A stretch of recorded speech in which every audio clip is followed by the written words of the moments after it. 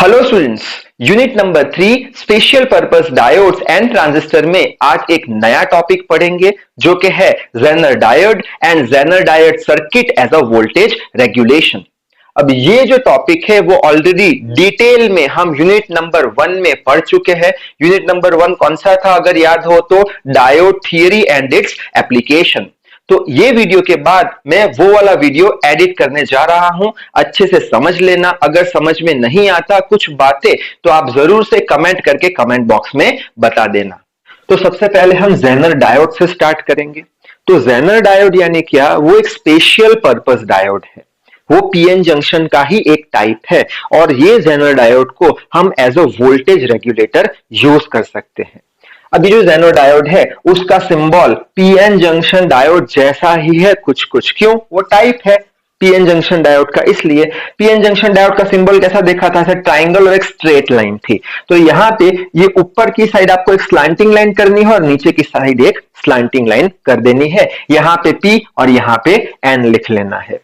अब ये जो जेनर डायोड है वो हमेशा रिवर्स बायस कंडीशन में ही कनेक्ट किया जाता है। रिवर्स बायस यानी क्या? Wrong connection, minus plus plus minus. यानी क्या कि जो बैटरी का नेगेटिव टर्मिनल है वो पॉजिटिव सेमीकंडक्टर के साथ कनेक्ट करते हैं और बैटरी का जो पॉजिटिव टर्मिनल है वो नेगेटिव टाइप सेमीकंडक्टर के साथ कनेक्ट किया जाता है। तो ये हो गया जेनर डायोड का सिंबल। अब हमने पीएन जंक्शन डायोड में दो कैरेक्टरिस्टिक्स पढ़ी थी, एक फॉरवर्ड कैरेक्टरिस्टिक्स और एक रिवर्स कैरेक्टरिस्टिक्स। फॉरवर्ड कैरेक्टरिस्टिक्स में हमने क्या देखा था? Correct connection. करेक्ट कनेक्शन यानी क्या? Plus plus minus minus, plus जो बैटरी का टर्मिनल है उसे पॉजिटिव टाइप सेमीकंडक्टर से कनेक्ट करते हैं और नेगेटिव बैटरी का टर्मिनल है उसे नेगेटिव टाइप सेमीकंडक्टर से कनेक्ट करते हैं, जिससे करके डिप्लेशन लेयर कम होती थी, जिससे करके करंट का फ्लो होता था, सर्किट एक्टिव रहती थी। दूसरी कैरेक्टरिस्टिक हमने पढ़ी थी रिवर्स कैरेक्टरिस्टिक्स। रिवर्स कैरेक्टरिस्टिक्स यानी क्या? Wrong connection. रॉन्ग कनेक्शन यानी क्या? बैटरी का negative terminal positive type semiconductor के साथ कनेक्ट करो, बैटरी का positive terminal negative type semiconductor के साथ कनेक्ट करो। ठीक है। और ऐसा कनेक्शन करने पे, रिवर्स बायस करने पे क्या होता था? कोई भी करंट फ्लो होता नहीं था और हम बोलते थे डायोड इनएक्टिव है। अब कुछ तो करंट फ्लो होता था, ये हमें भी पता है। तो यहाँ पे ये दो कैरेक्टरिस्टिक में से ये रिवर्स कैरेक्टरिस्टिक्स बहुत ही ज्यादा इंपॉर्टेंट है जेनर डायोड के लिए। क्यों? क्योंकि जेनर डायोड हमेशा रिवर्स बायस कंडीशन में ही होता है, इसलिए हम रिवर्स कैरेक्टरिस्टिक पे फोकस करेंगे। रिवर्स कैरेक्टरिस्टिक का ग्राफ कुछ ऐसा हमने बनाया था, ठीक है, जिसमें जब आप पोटेंशियल बढ़ाते हो तब क्या होता था? कुछ माइक्रो एम्पियर में करंट फ्लो होता था और ये माइक्रो एम्पियर में जो करंट फ्लो हो रहा है वो किसकी वजह से होता था? वो डिफ्यूजन करंट की वजह से फ्लो होता था। अब पोटेंशियल बढ़ाते बढ़ाते एक पोटेंशियल तक अगर उसकी वैल्यू बढ़ा दी, जिसे हम ब्रेक डाउन वोल्टेज बोलते हैं, तो क्या हो जाएगा? सडनली करंट का फ्लो इंक्रीज हो जाता था। अब क्वेश्चन ये आता है कि सडनली करंट कैसे रिवर्स बायस में फ्लो होता है? हमने तो क्या पढ़ा है? No current flows in reverse bias. यहां पे कैसे करंट बढ़ गया, कैसे फ्लो होना शुरू कर गया? जैसे कि यहां पे रिवर्स बायस कंडीशन ड्रॉ करके रखी है, यहां पे ये प्लस यहां पे आ जाएगा, ये माइनस यहां पे आ जाएगा। जैसे जैसे पोटेंशियल बढ़ाते जाओगे तो ये पॉजिटिव टर्मिनल, ये इलेक्ट्रॉन नेगेटिव जो चार्ज है उसको ज्यादा फोर्स से खुद की तरफ अट्रैक्ट करेगा। ये नेगेटिव टर्मिनल, ये जो होल्स है यानी पॉजिटिव चार्ज है उसको ज्यादा फोर्स से अट्रैक्ट करेगा, यानी यहां से इलेक्ट्रॉन यहां अट्रैक्ट होंगे, यहां से होल यहां अट्रैक्ट होंगे। यानी पोटेंशियल बढ़ाने पर ये जो डिप्लेशन लेयर है वो तो बढ़ता जाएगा। अगर डिप्लेशन लेयर बढ़ता गया तो कैसे ये इलेक्ट्रॉन पोटेंशियल जो हमारा बैरियर है उसको क्रॉस करके पी टाइप में एंटर करेंगे, कैसे करंट का फ्लो होगा? तो वो बात यहां पे समझेंगे। यहां पे रिवर्स बायस में कैसे करंट फ्लो होता है उसके दो रीजंस है। पहला रीजन है जेनर इफेक्ट और दूसरा रीजन है एवलांच इफेक्ट। तो पहले जेनर इफेक्ट हम देख लेते हैं कि कैसे रिवर्स बायस में ये डिप्लेशन लेयर बढ़ने पर भी कैसे इलेक्ट्रॉन यहां से यहां आके करंट बनाता है, कैसे करंट का फ्लो बढ़ता है। तो जेनर इफेक्ट के लिए एक कंडीशन इंपॉर्टेंट है, कौन सी? कि जो भी आप पी टाइप और एन टाइप में इंप्योरिटी ऐड कर रहे हो वो इंप्योरिटी आपको बढ़ानी पड़ेगी। तो you have to increase the impurity. Impurity बढ़ाने से क्या होगा? तो हमें पता है पी टाइप सेमीकंडक्टर में हम ट्राईवैलेंट इंप्योरिटी ऐड करते हैं। ट्राईवैलेंट इंप्योरिटी ऐड करने पर यहां पर एक होल एक्स्ट्रा आता है, यानी इंप्योरिटी बढ़ाने पर होल बढ़ते जाएंगे। यहाँ पे एन टाइप में हम पेंटावैलेंट इंप्योरिटी अंदर मिक्स करते थे। अगर पेंटावैलेंट इंप्योरिटी मिक्स करी ज्यादा तो नंबर ऑफ इलेक्ट्रॉन बढ़ते जाएंगे, एक इलेक्ट्रॉन फ्री आता था। यानी इंप्योरिटी बढ़ाने पर होल बढ़ेंगे, इलेक्ट्रॉन बढ़ेंगे, होल बढ़ने पर डिप्लेशन लेयर यहां शिफ्ट होगा, इलेक्ट्रॉन बढ़ने पर डिप्लेशन लेयर यहां शिफ्ट होगा। यानी डिप्लेशन लेयर कैसा हो जाएगा, डिप्लेशन लेयर यहां पे डिक्रीज हो जाएगा। ठीक है, डिप्लेशन लेयर डिक्रीज हुआ क्यों, इंप्योरिटी हमने बढ़ाई इसलिए। अब डिप्लेशन लेयर डिक्रीज हुआ तो क्या फायदा हुआ, डिप्लेशन लेयर अगर डिक्रीज हुआ तो हमारा जो इलेक्ट्रिक फील्ड है ये बढ़ जाएगा। अगर इलेक्ट्रिक फील्ड बढ़ा तो इलेक्ट्रोस्टैटिक फोर्स ये जंक्शन के पास बढ़ जाएंगे। अब डिप्लेशन लेयर कम हुआ तो इलेक्ट्रिक फील्ड कैसे बढ़ा वो समझ लेते हैं। जैसे कि आपके पास दो मैग्नेट है, दो मैग्नेट दूर दूर रखे हैं तो इतनी कुछ मैग्नेटिक फील्ड है नहीं। जैसे पास लाए यानी डिस्टेंस कम किया तब मैग्नेटिक फील्ड बहुत ज्यादा आपको लगेगी, जिससे करके मैग्नेटिक फोर्स बढ़ेगा, जिससे करके मैग्नेट चिपक जाएगा या दूर चला जाएगा। इसी तरीके से यहाँ पे भी डिप्लेशन लेयर कम हुआ, इलेक्ट्रिक फील्ड बढ़ी। इलेक्ट्रिक फील्ड बढ़ी तो इसके कारण जो इलेक्ट्रोस्टैटिक फोर्स बना वो भी बढ़ा। अब ये इलेक्ट्रोस्टैटिक फोर्स कहां लगेगा, इलेक्ट्रॉन पे लगेगा, होल्स पे लगेगा, जो भी जंक्शन के पास में है उसके ऊपर इलेक्ट्रोस्टैटिक फोर्स लगेगा। अब ये इलेक्ट्रोस्टैटिक फोर्स बहुत ज्यादा है, क्यों, क्योंकि डिप्लेशन लेयर बहुत कम है। यहां पे इलेक्ट्रोस्टैटिक फोर्स ज्यादा है, जिसके कारण ये इलेक्ट्रोस्टैटिक फोर्स क्या करेगा, एन टाइप के अंदर जो इलेक्ट्रॉन्स कोवैलेंट बॉन्ड से कनेक्ट करके जुड़े हुए थे वो कोवैलेंट बॉन्ड को तोड़ना शुरू कर देगा। उसी तरीके से ये जंक्शन के पास इलेक्ट्रोस्टैटिक फोर्स बहुत ज्यादा लगेगा, जिससे कारण ये पी टाइप में भी जो भी इलेक्ट्रॉन्स है कोवैलेंट बॉन्ड से जुड़े हुए हैं वो टूटना शुरू हो जाएंगे। यानी यहां पे हमें नंबर ऑफ होल्स ज्यादा मिलेंगे, यहां पे नंबर ऑफ इलेक्ट्रॉन बढ़ते जाएंगे बॉन्ड के टूटने के कारण, यानी चार्ज कैरियर बढ़ते जाएंगे। और ये इक्वेशन हम पढ़ के आए हैं 12th में। इसके हिसाब से ये एन क्या है, नंबर ऑफ चार्ज कैरियर। अगर नंबर ऑफ चार्ज कैरियर बढ़े तो जो करंट का फ्लो हुआ वो भी बढ़ेगा। इस तरीके से सडनली करंट का फ्लो बढ़ना शुरू हो जाएगा, जिसे हम ज़ेनर इफेक्ट बोलते हैं। अब ये जो ज़ेनर इफेक्ट है वो कम पोटेंशियल पे होगी। क्यों कम पोटेंशियल पे करंट फ्लो होगा, क्योंकि ज़ेनर इफेक्ट में हमने क्या देखा, डिप्लेशन लेयर कैसा है, बहुत कम है। अगर डिप्लेशन लेयर कम है तो पोटेंशियल बैरियर भी कम होगा। अगर पोटेंशियल बैरियर कम है तो थोड़ा सा पोटेंशियल देने पर क्या हो जाएगा, करंट फ्लो होना शुरू हो जाएगा। तो डायग्राम कुछ ऐसा बना देंगे, जैसे कि डिप्लेशन लेयर कम है तो पोटेंशियल बैरियर सिर्फ और सिर्फ इसका सपोज कर देते हैं 2 वोल्ट का पोटेंशियल बैरियर है, यहाँ पे 2 वोल्ट का पोटेंशियल बैरियर है, जिससे करके करंट फ्लो होना शुरू हो गया। अब हम समझ लेते हैं एवलांच इफेक्ट के बारे में। ज़ेनर इफेक्ट के बारे में क्या देखा, इंप्योरिटी बढ़ाई, होल बढ़े, यहाँ इंप्योरिटी बढ़ाई, इलेक्ट्रॉन बढ़े। डिप्लेशन लेयर कम हुआ, डिप्लेशन लेयर कम हुआ, इलेक्ट्रिक फोर्स, इलेक्ट्रिक फील्ड बढ़ी, इलेक्ट्रिक फील्ड बढ़ी तो इलेक्ट्रोस्टैटिक फोर्स जंक्शन के पास बढ़े। ये इलेक्ट्रोस्टैटिक फोर्स ने ये जंक्शन के पास के जो पी और एन टाइप सेमीकंडक्टर है उसके कोवैलेंट बॉन्ड तोड़ना शुरू कर दिए, जिससे करके फ्री चार्ज कैरियर बढ़ गए, जिससे करके करंट का फ्लो बढ़ गया। कम पोटेंशियल पे, क्यों, डिप्लेशन लेयर कम है, क्यों, इंप्योरिटी ज्यादा है, इसलिए यहाँ पे पोटेंशियल बैरियर कम है। ठीक है, अब एवलांच इफेक्ट के बारे में देख लेते हैं। एवलांच इफेक्ट में भी एक कंडीशन है ज़ेनर इफेक्ट जैसी एवलांच इफेक्ट में ये कंडीशन है कि जो भी हमारा इंप्योरिटी है पी टाइप और एन टाइप में वो हमें कम करनी पड़ेगी। तो यहाँ पे लिखा है इंप्योरिटी कैसे करनी पड़ेगी, कम करनी पड़ेगी। अगर इंप्योरिटी कम करी तो पी टाइप में होल कम हो जाएंगे, यानी डिप्लेशन लेयर यहां आएगा। एन टाइप में इलेक्ट्रॉन कम हो जाएंगे, यानी डिप्लेशन लेयर यहां आ जाएगा।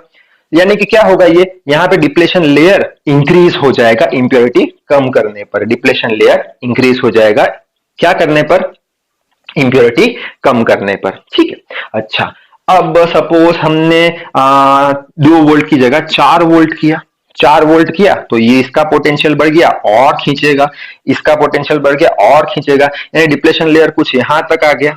ठीक है, 4 की जगह 6 वोल्ट किया और फोर्स बढ़ा ये डायरेक्शन में। ठीक है, तो सपोज करते हैं यहां आ गया डिप्लेशन लेयर। ठीक है, यानी कि यहां पे अभी कुछ है नहीं। ठीक है, तो ये रब कर देता हूं इतना पोर्शन। ठीक, अच्छा, और हम बढ़ाएंगे ये पोटेंशियल सपोज 8 वोल्ट कर दिया, 8 वोल्ट कर दिया तो ये डिप्लेशन लेयर यहां पे आ गया। ठीक है, ये डिप्लेशन लेयर यहां तक आ गया। ठीक है, अब 8 वोल्ट पे हम ऐसा अज्यूम कर रहे हैं कि डिप्लेशन लेयर का जो ये लेंथ है वो मैक्सिमम है, इससे ज्यादा तो डिप्लेशन लेयर जा नहीं पाएगा। ठीक है, अब यहां पे इलेक्ट्रॉन बहुत दबे हुए हैं और यहां पे ये पॉजिटिव जो इसका टर्मिनल है वो बहुत ही ज्यादा फोर्स लगा रहा है, इस पे बहुत दबे हुए, बहुत ज्यादा फोर्स लगा रहा है।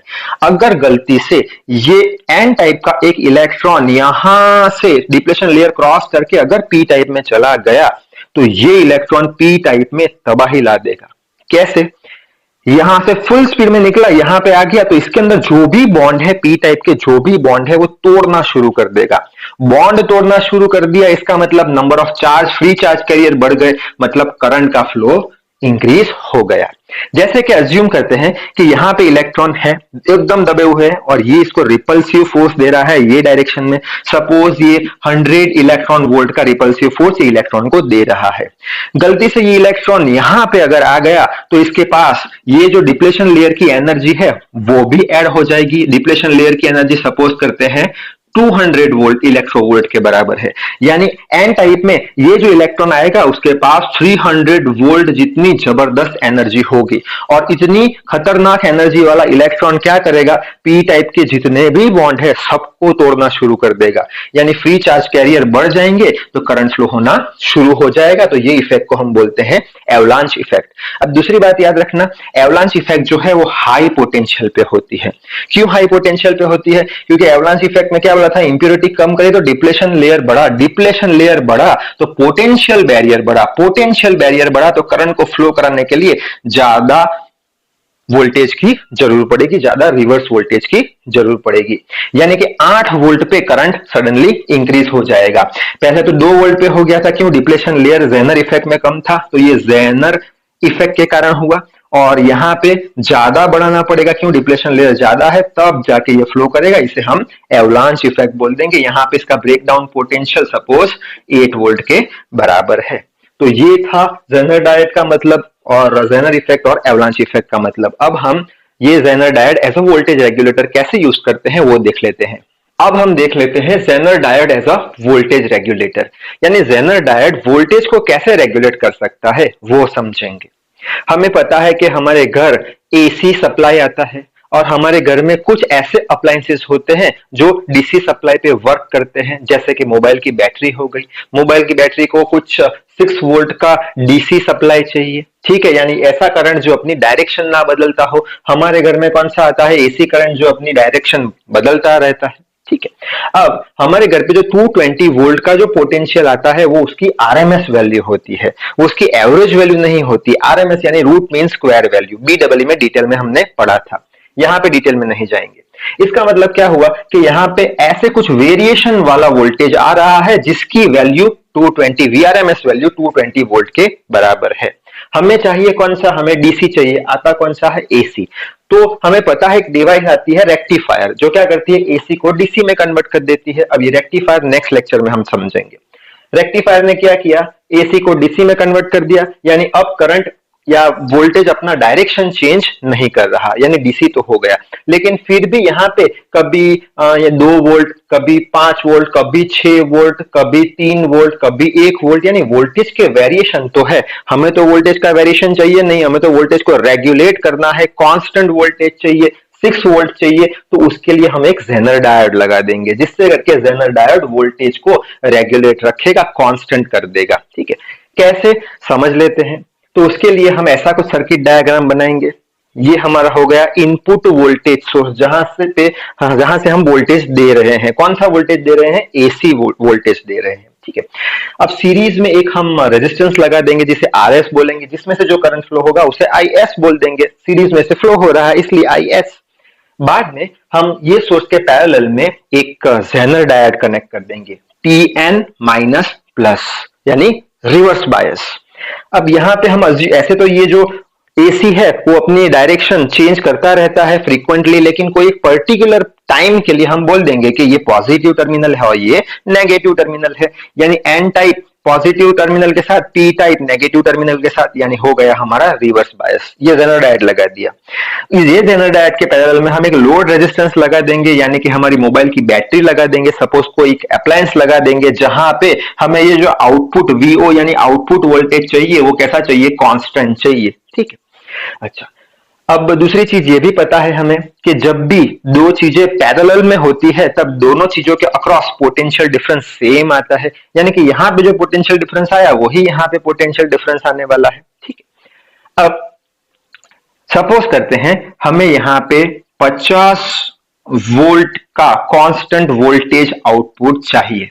ठीक है, तो उसके लिए हम क्या करेंगे, ये जो जेनर डायोड हम लेंगे वो 50 वोल्ट का ही लेंगे। क्यों, यहां पे 50 वोल्ट का लिया तो यहां पे भी 50 वोल्ट आने वाले हैं। ठीक है, अब ये सपोज करते हैं कि हमारा जो इनपुट सोर्स है वो 50 वोल्ट का है। अब 50 वोल्ट का है तो बट ऑब्वियस यहाँ पे 50 जाने वाला है, वहां पे 50 आने वाला है। लेकिन अगर इसमें वेरिएशन आया, वेरिएशन यानी 50 पे से सपोज 100 वोल्ट हुए, तब क्या होगा, जब ये 100 वोल्ट होंगे तब according to Ohm's law V proportional to I, अगर पोटेंशियल बढ़ा तो इसमें से जो करंट फ्लो होगा उसका भी वैल्यू बढ़ जाएगा, यानी ये दो पॉइंट के अक्रॉस जो पोटेंशियल ड्रॉप आएगा वो भी बढ़ेगा। पोटेंशियल ड्रॉप रेजिस्टेंस के अक्रॉस कितना होता है, IR होता है।